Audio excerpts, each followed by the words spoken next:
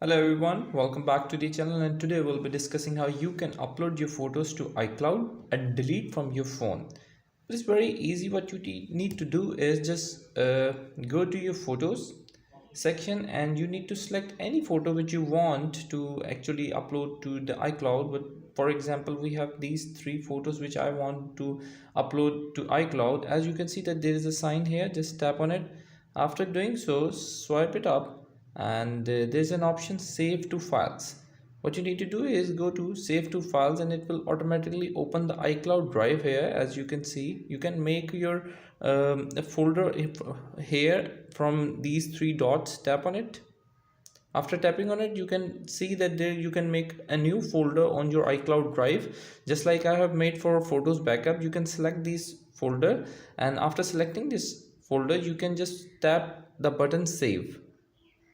After saving this, the selected folders files of photos which we have selected will only go to the iCloud. Now you can delete from your phone after it got uploaded to iCloud, and then you can access those photos from your file folder here.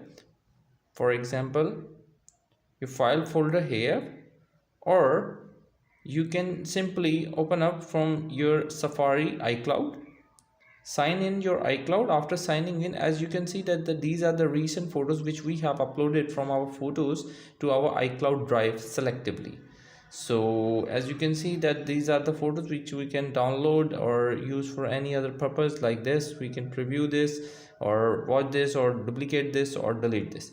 So that's how you can easily move your photos to your iCloud and selective photos, and you can delete from your phone. Another way to sync all of your photos data which you need to upload all your photos backup from your phone to your iCloud is just go to the iCloud, and in under the photos section you just need to sync this phone iPhone. It will automatically store all of the photos data into your phone, but 5 GB data is not enough for it. You need to purchase over 200 GBs of data to complete backup of your photos.